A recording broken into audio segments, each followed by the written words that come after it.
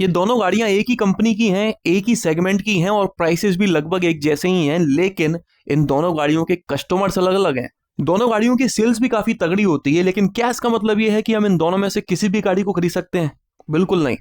आपके लिए कौन सी गाड़ी एकदम परफेक्ट है वो हम इस वीडियो में देख लेते हैं। तो पहले हम इन दोनों गाड़ियों के साथ कंपैरिजन खेल लेते हैं और देखते हैं कि किस गाड़ी का पलड़ा भारी है। शुरुआत करते हैं कैबिन स्पेस से। तो दोनों ही गाड़ियों में आपको अच्छी खासी स्पेस मिलती है। फ्रंट कैबिन तो ऑब्वियसली स्पेशियस है ही। सेकंड रो में 3 पैसेंजर्स आराम से बैठ के ट्रेवल कर सकते हैं।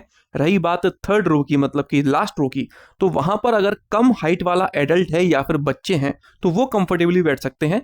ज्यादा हाइट वाला बच्चा या एडल्ट कंफर्टेबली बैठ के ट्रेवल नहीं कर सकता लंबे समय के लिए। तो खासकर अगर हम ऑन पेपर डायमेंशंस की भी बात करें ना, तो 7XO 33 mm ज्यादा लंबी है, 27 mm कम चौड़ी है, 102 mm कम ऊंची है और व्हील बेस दोनों गाड़ियों का बराबर है 2750। डायमेंशंस में ये जो आप डिफरेंस देख रहे हो ना, ये कैबिन स्पेस की वजह से कम और गाड़ियों की डिजाइन और शेप की वजह से ज्यादा क्रिएट हुआ है। बूट स्पेस की बात करें तो इन दोनों गाड़ियों में महिंद्रा वाले बूट स्पेस देना भूल गए हैं, इसलिए हमें खुद क्रिएट करनी पड़ती है थर्ड रो को फोल्ड करके। थोड़ा सामान है तो थर्ड रो की एक सीट फोल्ड कर लो और ज्यादा सामान है तो दोनों सीट फोल्ड कर लो। बूट स्पेस के नाम पर इन दोनों गाड़ियों में बस इतनी जगह मिलती है कि अगर आप 7 पैसेंजर्स बैठा के ट्रेवल कर रहे हो तो उन 7 की जेब में जो पर्स डला हुआ है वो निकाल के अगर आप बूट में रख दोगे तो वो फुल हो जाएगी। ग्राउंड क्लियरेंस की बात की जाए तो 7XO की है 200 mm, जो कि स्कॉर्पियो एन से 13 mm ज्यादा है। लॉजिकली सोचा जाए तो 7XO की कम होनी चाहिए थी, लेकिन यहाँ पर थोड़ा उल्टा है। टायर्स की बात करें तो 7XO में आपको 17 इंच, 18 इंच और 19 इंच के टायर्स मिलते हैं और स्पेयर टायर मतलब कि स्टेपनी आपको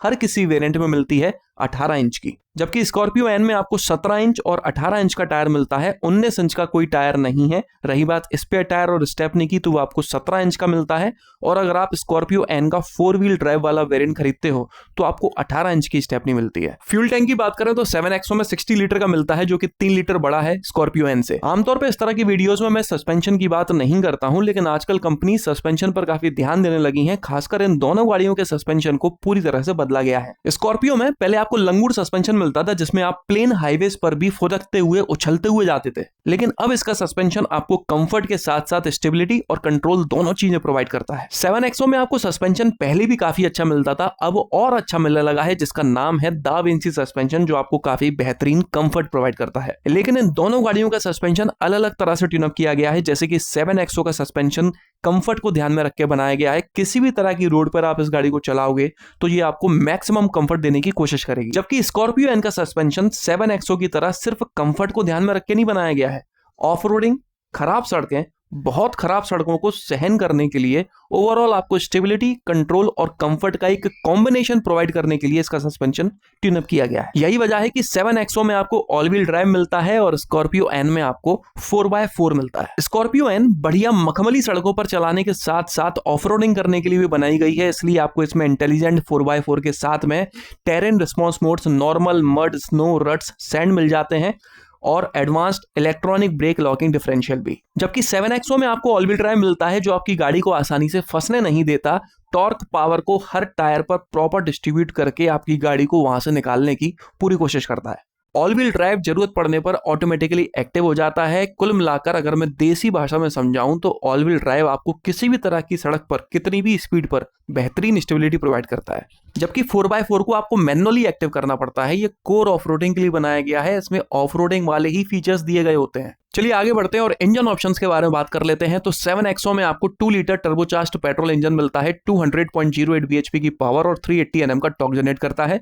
मैनुअल और ऑटोमेटिक दोनों इसमें दिए गए हैं। अगर इस इंजन को हम कंपेयर करते हैं स्कॉर्पियो एन में मिलने वाले पेट्रोल इंजन से, तो दोनों ही लगभग बराबर ही पावर जनरेट करते हैं। और रही बात टॉर्क की, तो ऑटोमेटिक में टॉर्क बराबर है और मैनुअल में 7XO 10 Nm ज्यादा टॉर्क जनरेट करती है।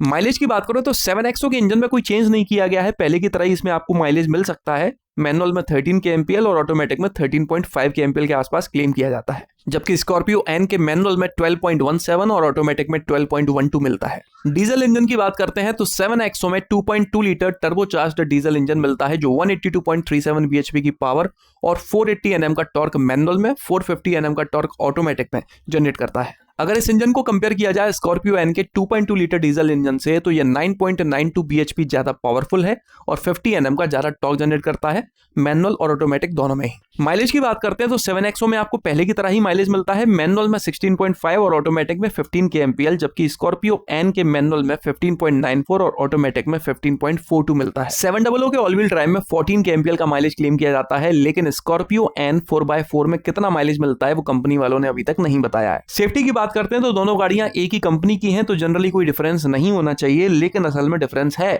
स्कॉर्पियो एन में आपको स्टैंडर्ड सेफ्टी के नाम पर ABS, dual airbags, EBD, electronic stability control, hill hold control और हिल डिसेंट कंट्रोल जैसे सेफ्टी फीचर्स मिलते हैं।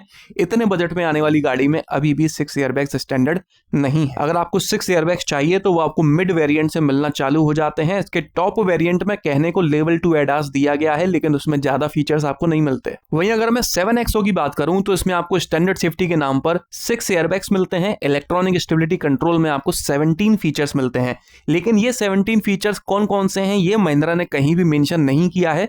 हालांकि इन 17 में से 5 फीचर्स के बारे में जानकारी है, जैसे कि ABS, EBD, traction control system, hill hold control और हिल डिसेंट कंट्रोल। बाकी बचे फीचर्स कौन से हैं भगवान जाने। इन फीचर्स के अलावा अगर आप सेकंड टॉप या फिर टॉप वेरिएंट खरीदते हो तो आपको 7 एयरबैग्स मिल जाते हैं और ADAS मिलना चालू होता है, जिनमें काफी बेहतर फीचर्स दिए गए हैं कंपैरेटिवली स्कॉर्पियो एन के। कंफर्ट एंड कन्वीनियंस के फीचर्स के बारे में बात कर लेते हैं। तो सबसे पहले मैं आपको उन फीचर्स के बारे में बता देता हूं जो 7XO में मिल जाते हैं लेकिन स्कॉर्पियो एन में नहीं मिल पाते। 7XO में आपको ट्रिपल स्क्रीन लेआउट मिल जाता है और उन स्क्रीन का साइज भी ज्यादा है, जबकि स्कॉर्पियो एन में आपको इंफोटेनमेंट सिस्टम में मैक्सिमम 8 इंच की स्क्रीन मिलती है और इंस्ट्रूमेंट क्लस्टर में मैक्सिमम 7 इंच की। Smart door handles, front parking sensors, sunroof दोनों गाड़ियों में है, लेकिन 7XO में पैनोरामिक है, जबकि स्कॉर्पियो एन में बेसिक इलेक्ट्रिक सनरूफ। 7XO के सनवाइजर एक्सटेंडेबल हैं, उनकी लेंथ को इंक्रीज करके आप अपनी थोपड़े पर पड़ रही सनलाइट को हटा सकते हो। ड्राइवर सीट मेमोरी फंक्शन मिलता है, साथ ही में वेलकम एंड रिट्रैक्ट फंक्शन मिलता है। जैसे आप जाओगे तो सीट नीचे और पीछे होती है तो आपको बैठने में आसानी होती है।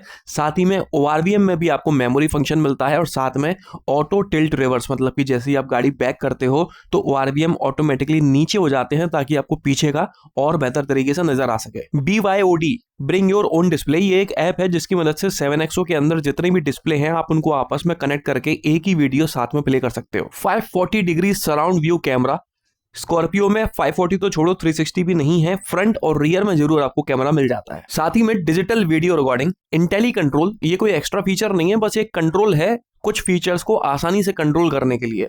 16 स्पीकर्स मिलते हैं इंफोटेनमेंट सिस्टम में हरमन गार्डन के, जबकि स्कॉर्पियो एन में आपको 12 स्पीकर्स मिलते हैं सोनी के। ये हरमन गार्डन, सोनी, इन्फिनिटी, बोस के स्पीकर्स ये सब सुन के ना एकदम कान खड़े हो जाते हैं, लेकिन क्वालिटी जो है साउंड वाली वो इनमें कोई ऐसी खास नहीं आती है कि भाई ओ हो बोस के स्पीकर्स हैं, ऐसा कुछ नहीं है। आज से 3-4 साल पुरानी गाड़ियों में बिना स्पीकर क्वालिटी, बिना स्पीकर ब्रांड बताए जो क्वालिटी मिलती थी वो ज्यादा बेहतर थी। कुछ गाड़ियों के स्पीकर्स में ही दम है, बाकी सब में सिर्फ नाम है। और आजकल ये एक नया तीतर चला है डॉल्बी एटमॉस, और इसमें तो एक और नया तीतर है डॉल्बी विजन भी है।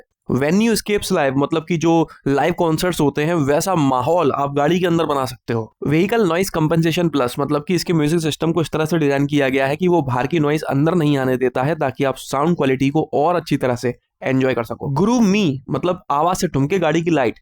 जैसे ही आप म्यूजिक प्ले करते हो तो म्यूजिक की बीट्स के साथ में गाड़ी की जो हेडलाइट्स हैं, इंटीरियर में जो लाइट्स लगी हुई हैं वो सब बंद और चालू होती है, मतलब लाइट एंड साउंड शो है एक तरह का। फॉग लैंप्स दोनों गाड़ियों में है, लेकिन 7XO में फॉग लैंप्स में कॉर्नरिंग फंक्शन भी दिया गया है जो स्कॉर्पियो में नहीं है। हेडलैम्प बूस्टर, ऑटोडेम IRVM दोनों गाड़ियों में है, लेकिन 7XO में आपको ज्यादा प्रीमियम फ्रेमलेस ऑटोडेम IRVM मिलता है। मल्टी जोन एम्बियंट लाइटिंग, जबकि स्कॉर्पियो में आपको एम्बियंट लाइटिंग के नाम पर एक 0 वाट का बल्ब भी नहीं मिलता है। 4-वे पावर बॉस मोड, मतलब कि पीछे बैठे बैठे आपको ड्राइवर सीट को आगे पीछे कर सकते हो, वो भी इलेक्ट्रिकली, जबकि स्कॉर्पियो एन में आगे बैठे हुए बंदे को गाली बक के टपली मार के ही सीट आगे पीछे करनी पड़ेगी। वेंटिलेटेड फ्रंट सीट्स दोनों गाड़ियों में है, लेकिन पीछे वालों को भी मजे मिल जाते हैं। 7XO में रियर सीट्स भी वेंटिलेटेड है। इसके अलावा 7XO की पीछे की सीट पर बैठकर आप महाराजा वाली फील चाहते हो, बाहर घूम रहे गरीबों को नहीं देखना चाहते हो, तो सन ब्लाइंड्स दिए रखे हैं जिनको आप बंद कर सकते हो और हटा भी सकते हो। वायरलेस चार्जर दोनों गाड़ियों में आगे दिया गया है, लेकिन 7XO में आगे के साथ साथ पीछे भी दिया गया है। इसके अलावा 7XO की सीट्स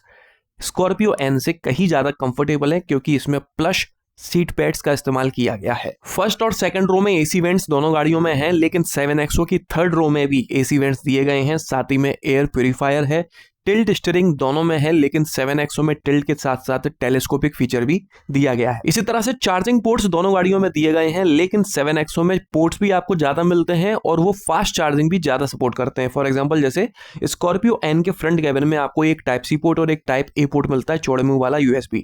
कितनी फास्ट चार्जिंग सपोर्ट करते हैं नहीं बताया गया है। सेकंड रो में आपको एक टाइप सी पोर्ट मिलता है जो 65 वॉट की फास्ट चार्जिंग को सपोर्ट करता है। थर्ड रो में कोई चार्जिंग पोर्ट नहीं है स्कॉर्पियो एन में। वहीं 7XO के फ्रंट कैबिन में आपको 65 वॉट का टाइप सी पोर्ट मिलता है और 15 वॉट का टाइप ए पोर्ट मिलता है। सेकंड रो में 15 वॉट का टाइप सी पोर्ट मिलता है और थर्ड रो में आपको 12 वोल्ट का एक चार्जिंग सॉकेट मिलता है। मतलब कि तीनों रो में बैठे हुए बंदे कहीं ना कहीं ऊपर नीचे ज्यादा कम स्पीड से अपने मोबाइल को चार्ज कर ही लेंगे। एलेक्सा दोनों गाड़ियों में, लेकिन 7XO में एलेक्सा के साथ आपको चैट जीपीटी मिल जाता है। पावर एडजस्टेबल ड्राइवर सीट दोनों गाड़ियों में है, लेकिन 7XO में आपको 8 वे एडजस्टेबल मिलती है, जबकि स्कॉर्पियो एन में 6 वे इलेक्ट्रिकली एडजस्टेबल है और बचे हुए 2 वे आपको मैनुअली करना पड़ेगा। Connected car technology Adreno X आपको दोनों गाड़ियों में मिलती है, लेकिन 7XO में उसका लेटेस्ट वर्जन मतलब कि अपग्रेडेड वर्जन ज्यादा फीचर्स के साथ में दिया गया है। तो बॉस ये थी एक लंबी चौड़ी लिस्ट उन फीचर्स की जो 7XO में है लेकिन स्कॉर्पियो एन में नहीं है। अब तैयार हो जाओ उन फीचर्स के बारे में सुनने के लिए जो स्कॉर्पियो एन में मिल जाते हैं लेकिन 7XO में नहीं मिल पाते। कैंसिल कैंसिल कैंसिल, तैयार मत होना, क्योंकि एक सिंगल फीचर ऐसा नहीं है जो स्कॉर्पियो एन में मिलता हो लेकिन वो 7XO में ना हो। मतलब भाई हद हो गई हद। इन दोनों गाड़ियों के 95% वेरिएंट्स की प्राइसिंग क्लैश करती है और दोनों गाड़ियों के पैकेज में और फीचर्स में आप डिफरेंस देख सकते हो, जमीन आसमान का है। 7XO में आपको 3 साल या फिर अनलिमिटेड किलोमीटर की वारंटी मिलती है, जबकि स्कॉर्पियो एन में 3 साल या फिर 1 लाख किलोमीटर की ही मिलती है। इन दोनों गाड़ियों के एक्स-शोरूम प्राइसेस अब अपनी स्क्रीन पर देख सकते हो। 7XO 50,000 से 2 लाख रुपए तक महंगी है स्कॉर्पियो एन से पेट्रोल इंजन में, और डीजल इंजन में 75,000 से 1.25 लाख रुपए तक महंगी है। देखो पेट्रोल इंजन में तो इन दोनों गाड़ियों को वैसे ही कोई नहीं खरीदता, और रही बात डीजल इंजन की तो 1.25 लाख से 1.25 लाख रुपए का डिफरेंस है। ये कोई डिफरेंस नहीं है, रत्ती भर डिफरेंस है बॉस। आज के टाइम पर स्कॉर्पियो एन खरीदने का तो कोई लॉजिक नहीं बचा है बॉस। उतना ही पैसों में आपको उसी कंपनी की इससे बेहतर गाड़ी मिल रही है जो ज्यादा प्रीमियम है, ज्यादा कंफर्टेबल है, जिसकी सीट्स ज्यादा बेहतर है, सस्पेंशन बेस्ट इन क्लास है, ज्यादा सेफ्टी फीचर्स हैं, ज्यादा कंफर्ट एंड कन्वीनियंस के फीचर्स हैं, वो भी थोड़े बहुत नहीं कई ज्यादा माइलेज मिल रहा है, ज्यादा पावर है, ज्यादा टॉर्क है, सब कुछ ज्यादा है, कुछ कम नहीं है। रही बात ऑफ रोडिंग की, तो भाई ऐसा कौन है जिसको जिंदगी में सड़क कम और पत्थर ज्यादा चाहिए? मैंने तो जिंदगी में कभी नहीं देखा स्कॉर्पियो एन से किसी को ऑफ रोडिंग करते हुए, और अगर कोई ऑफ रोडिंग कर भी रहा है तो उतनी तो फिर 7XO भी कर सकती है ऑल व्हील ड्राइव से। स्कॉर्पियो को तो मैंने कभी पत्थरों पर चलते नहीं देखा। हाँ, इस गाड़ी के अंदर से पत्थर फेंकते जरूर देखे हैं, इस गाड़ी में से मैंने गुंडे उतरते देखे हैं, इस गाड़ी को कभी पत्थरों से उतरते नहीं देखा। स्कॉर्पियो को ऑफरोडिंग करने के लिए किसने खरीदा भाई आज तक? ये तो रौला जमाने के लिए लोग खरीदते हैं कि भाई प्लीज मान लो मैं गुंडा हूं, मेरे पे स्कॉर्पियो है भाई। मतलब जैसे वकीलों की और डॉक्टरों की यूनिफॉर्म होती है ना, वैसे ये गुंडों की यूनिफॉर्म है। और अगर आपको वाकई में ऑफरोडिंग करनी है तो आप थार रॉक्स खरीदो, थार खरीदो, कम बजट में आपको मिल जाएगी। और आपको कंफर्ट चाहिए, साथ में हल्की फुल्की से थोड़ी ज्यादा ही ऑफरोडिंग चाहिए, तो 7XO फार देन बेटर ऑप्शन है बॉस। तो कुल मिलाकर अगर आप कोई ऐसा काम करते हैं जहां पर स्कॉर्पियो और स्कॉर्पियो के साथ जो इमेज चलती है वो आपको सूट नहीं करेगी, तो आप 7XO को प्रेफर करें। और अगर आप कोई ऐसा काम करते हैं जहां पर आए दिन थोड़ी बहुत जोर जबरदस्ती की जरूरत पड़ सकती है, तो आपके लिए स्कॉर्पियो एन थोड़ी यूजफुल हो सकती है। कमेंट करके आप लोग भी बताइएगा कि आज के टाइम पर स्कॉर्पियो एन खरीदना समझदारी है या नहीं। इस वीडियो में तो बस इतना ही। अगर आपको ये पसंद आया हो किसी भी तरह से तो इसको लाइक कर दीजिएगा, इस चैनल को सब्सक्राइब कर लीजिए और ऑल नोटिफिकेशन पर टैप करना ना भूलना। आपका दिन शुभ रहे, धन्यवाद।